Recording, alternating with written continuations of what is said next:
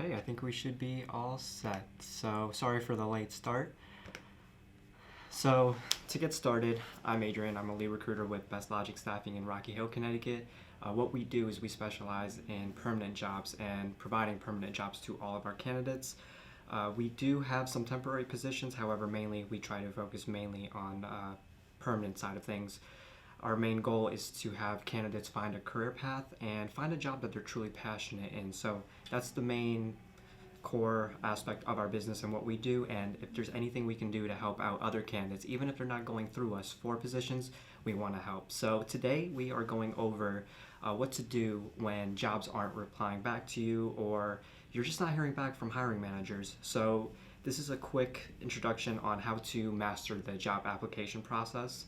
Now, today we'll just be going over some of the basics, some of the main things you can consider when applying to a job, as well as some best practices to master the process. Obviously, there are definitely a lot more things we can go in depth with. However, we have a lot of videos on our website, our YouTube videos as well, our YouTube channel, which would have a lot more in-depth tutorials on, for example, the resume and various aspects of applying to a job. So to get started, companies aren't reaching back out. What do I do? That's the main question we're all asking ourselves as what can we do with our application? Is it the resume that we should improve? Is it something with the actual application, like maybe a questionnaire or a survey? Is there anything we can do to navigate it better? So to start off, there's a quote from a really great leader. His name is Zig Ziglar, and it's, if you learn from defeat, you haven't really lost. So I think this applies when you're looking for a job, especially when you're looking for a job. This applies to me as well too. When I was starting off in the job market, I sent out probably around 80 applications, and out of those 80 applications, only one place got back to me. So that made me question myself and made me question what I was doing in my application to only get one response out of 80. That's fraction-wise, that's not a good percentage. So based off of that though, I was able to understand what I did for my applications. For example, my resume, I only had one resume at the time. I figured out that having multiple versions of your resume with switching out, let's say, job titles, obviously not lying, but switching it out depending on like what position you are applying to. For example, associate versus, technician. Those could have the same meaning. However, it depends on where exactly you're applying. One term could hold more weight, so to speak. So if you learn from defeat, you haven't really lost, because you can always continuously improve upon something. And if you can identify something to improve upon, you're not really lost. So you have a good place to get started. So I think this is a very inspirational quote, especially when you're going for jobs and just that whole process. So first things first, evaluating your previous applications. So when I took a look at what I was doing, I knew the resume, I probably had to make another version of my resume, but also with every single application, it was a questionnaire where you had to answer from least likely to most likely, and I'm not the best at those, I'll be honest. So I had to take a look and see what I was answering, and I didn't want to lie at all when applying to a job. However, you could use mainly like the neutral aspect of that survey to answer some questions better, or maybe to have the hiring manager see, a different perspective. So evaluating previous applications is a really good place to get started. So identifying which resume did you upload. Did you only upload one resume? Do you have multiple versions of your resume as well? And then depending on the company that you apply to and what they do, it may be beneficial to try out a different resume. So that could be one thing. Another thing is, how did you apply? I know nowadays with job boards and even social media websites, there are various ways you can apply, especially quickly. For example, I know for ZipRecruiter, they have a one-click to apply button. So you create your profile generally on ZipRecruiter, and then you can scroll through a plethora of jobs and just click one button to apply to them and apply. So if you do that, obviously it's a great way to get your resume in front of many companies. However, if they are looking for something specific and you don't have that in your general resume or general profile, it can get overlooked and you are out of the running. So that's one thing to look at. Then they also have resumes where you can upload your resume to apply, and that's it. Then there's also, the questionnaire forms as well. And then there's a combination of all three. So you never really know, a good place to get started is to understand which method exactly did you use to apply. So, and did you apply to similar positions? For example, if you're going in for a manufacturing technician position, did you apply to a manufacturing technician, then an office administrator, and then a janitor afterwards using the same profile or same resume? That may be an issue or a reason as to why you're not getting a response. As well as contact information. Now this is a big one as well. Having updated contact information in your profile. I know nowadays it's so easy to get a new number, a lot of number disconnects and everything like that. So just make sure that every single resume you upload or every single application that you do, just double check your contact information. Make sure that you have an email address at least, as well as a contact phone number. Usually a cell phone works best, just so a person can reach out to you any time of the day. But really, as long as you have an email and a phone number, you should be in a good spot. As well as looking at the date of the job post. Now, not a lot of people do this, and I think people should start looking more at the date of when the job was posted. For example, I know a lot of companies are always continuously hiring for the same skill set, same position. Let's say it's a manufacturing company. They may always be looking for machine operators, so they're always going to have a machine operator position posted. So looking at when it was posted, if it was a year ago, you know right off the bat that you may not get a response right away. You know that it may take a little longer just because of that. But hey, if a position was recently posted, you can also figure out that maybe there's a lot of competition for that same position, or maybe you are one of the first people to get your resumes in. So looking at the date of the post is also beneficial. And then also, is your online presence affecting your job search? Nowadays, when it's so easy to look up yourself online and see anything associated with your name, whether it's good, bad, or indifferent. So always look at your online presence, your Google, your social media. That can also affect your job search as well.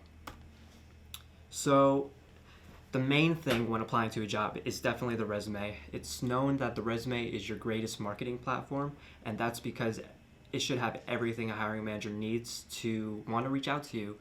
So with the resume, there's various different types of resumes you can make, especially if you have entry-level experience or even bunch of experience.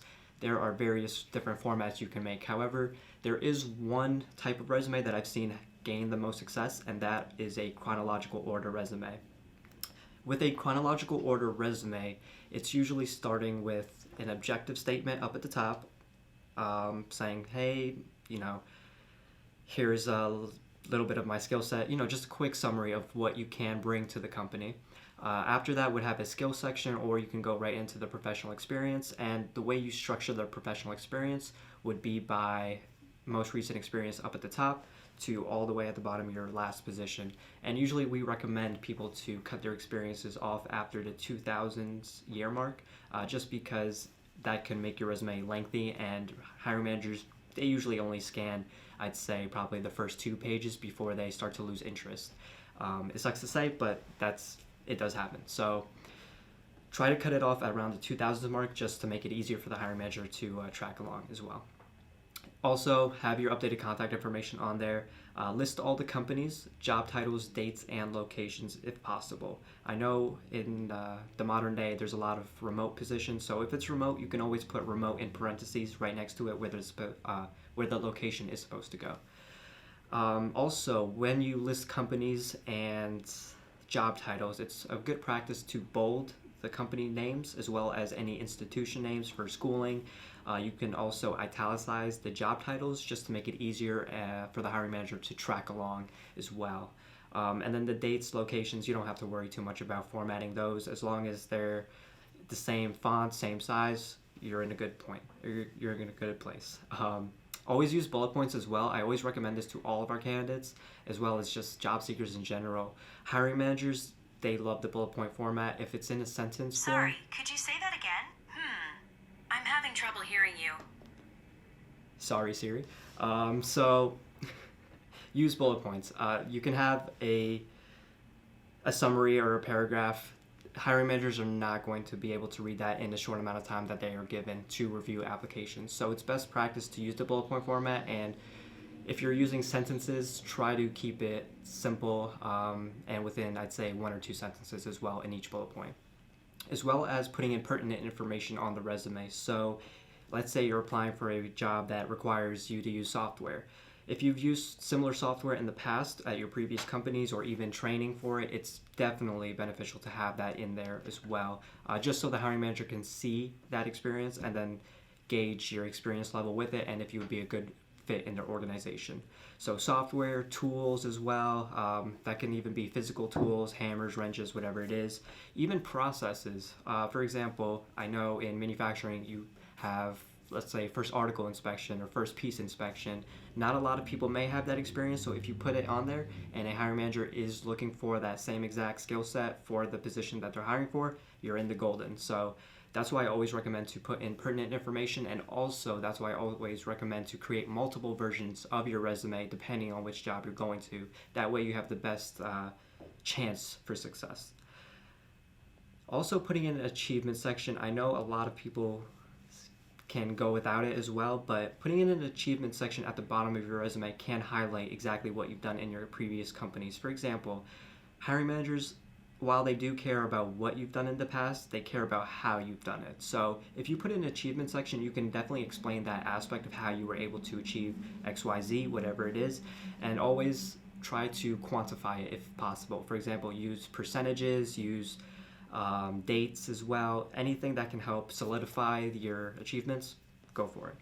So the resume is the main thing to go over.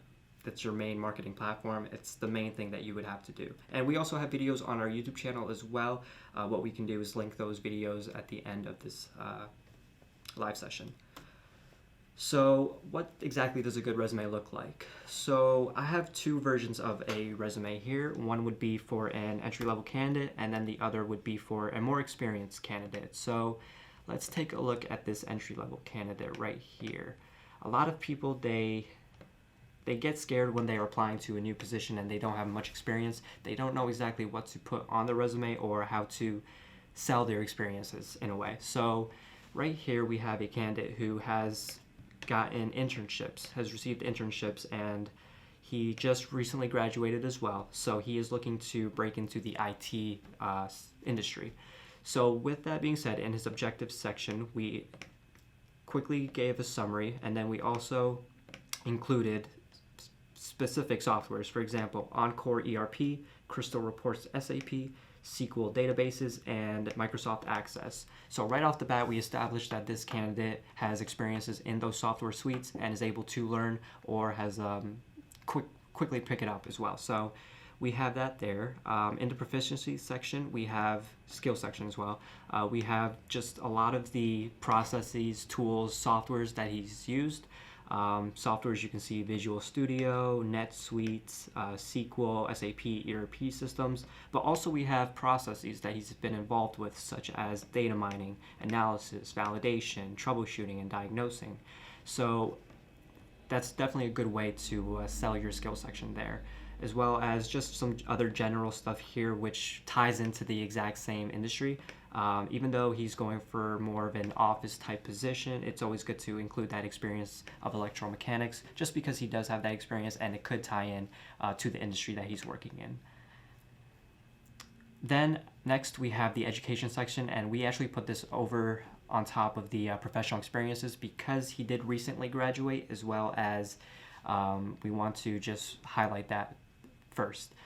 Then shortly after, we have his professional experience, which would be some internships, and as you can see how we formatted everything, the company name is bold, the job title isn't italicized, but it's easy to see, easy to understand. We have the location of the place as well, and then we also have the dates of employment.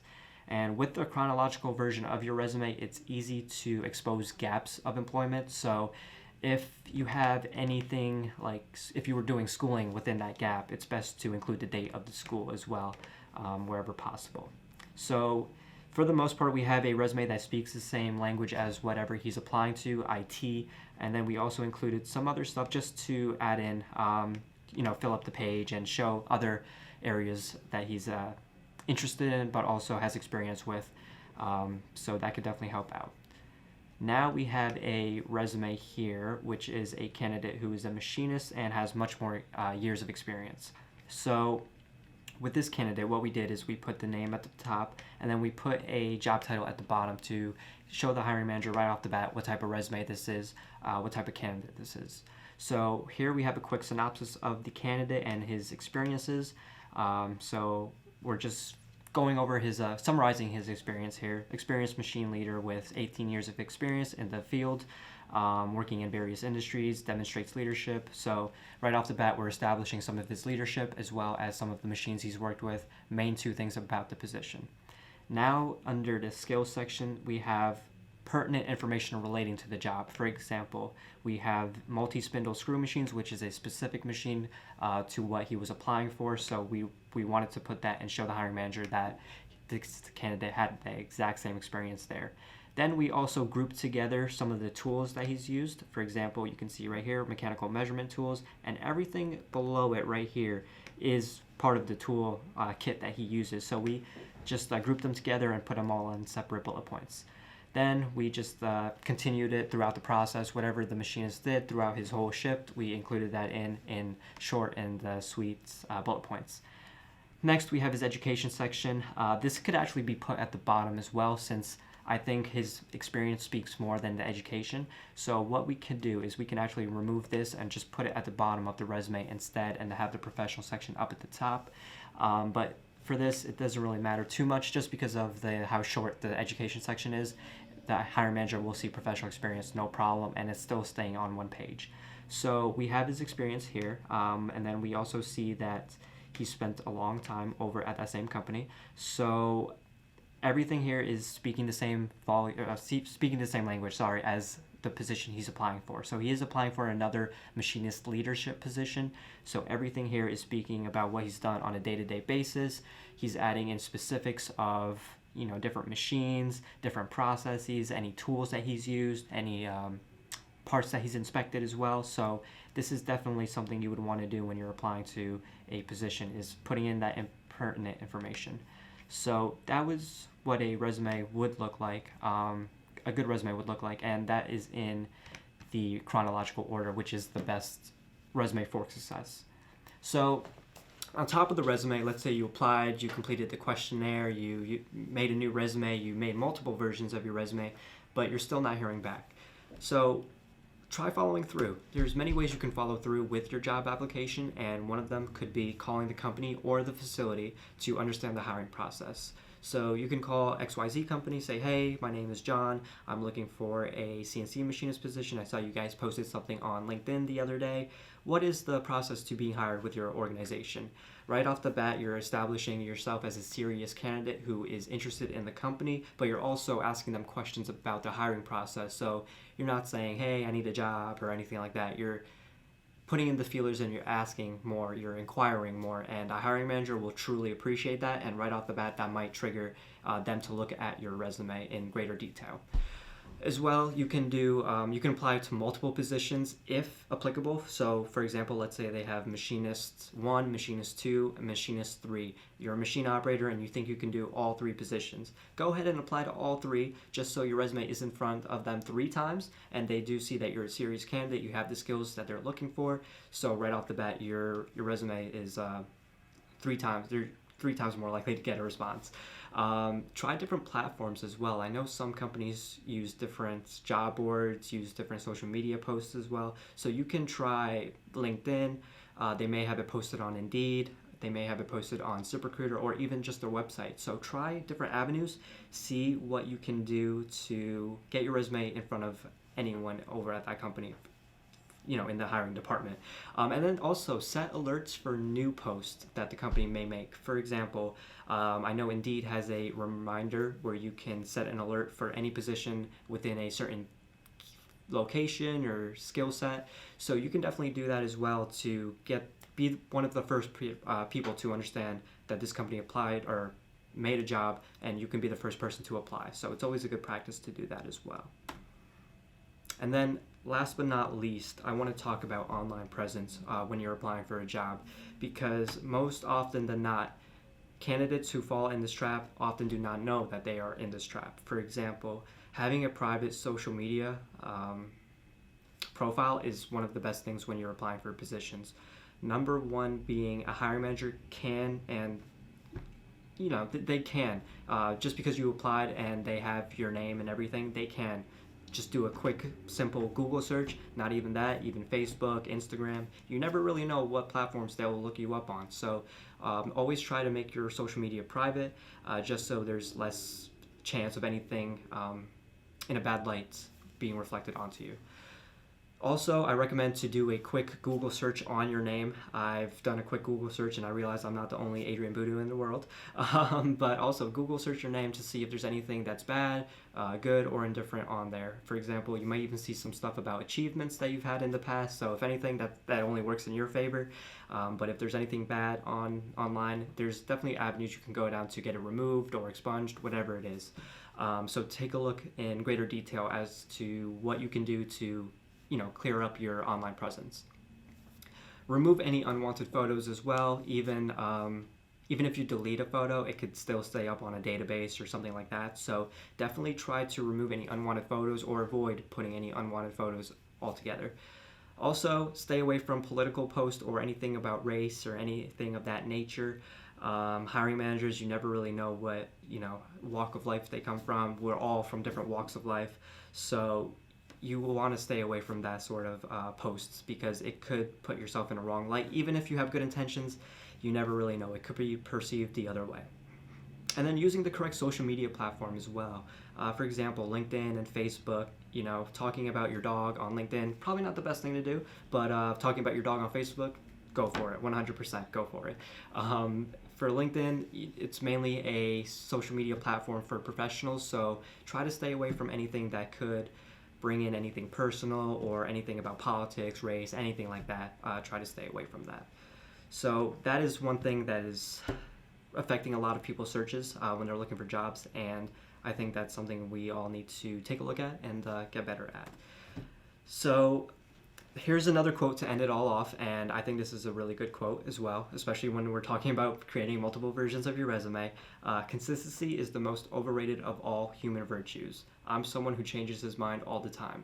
So I think this is powerful, because we always need to be evolving, especially when we're applying to jobs, because the hiring managers, they're thinking the same way. They're always looking for ways to evolve, ways to get better, ways to, let's say, interview candidates in a short amount of time. So you always want to be one step ahead and evolve with the hiring manager too, or evolve before the hiring manager. So always take a look at what you can do on your resume to make it better. I'd say maybe every 2 weeks, always review your resume. If you worked on a new software, just add it in. It'll take 5 seconds to add it in, save it, and you have it there for the next time that you need. So I always recommend to just keep something open where you can always go back, change stuff around, edit it, and always get a second perspective as well too. You're not in this alone. You can always get someone else to review your resume, see if there's any room for improvements, and you can always go to an agency as well to help with your resume, even finding jobs as well too. So you're not alone in the process when finding a position. There's always different avenues you can take. There's always ways you can improve upon yourself as well. So it's not a matter of having the best experience. It's a matter of consistency and changing a little bit, changing and evolving with the industry as it grows. So for the most part, I think this is a good starting point to get better traction on your job applications. I would like to definitely set up something where we can go a little bit more in depth on the resumes and everything you need to create the best version of your resume. So I will create a link on our job post and our social media where you can take a look at some of the resume tips and tricks that we made in the past, as well as what to do on your social media to make it better, shine yourself in a better light, and as well as what to do if you have a lot of experience and you don't know how to put it on your resume. We have a great video on how to shorten your experiences and make it more appealing to a hiring manager. So I think we are pretty much all set. it's been a pleasure. Thank you guys so much for sticking with me on this adventure. And if you have any questions, you are always more than welcome to reach out to us. We are in Rocky Hill, Connecticut, and we're right off the South Highway. So hope to hear from you guys soon. Thank you. Bye.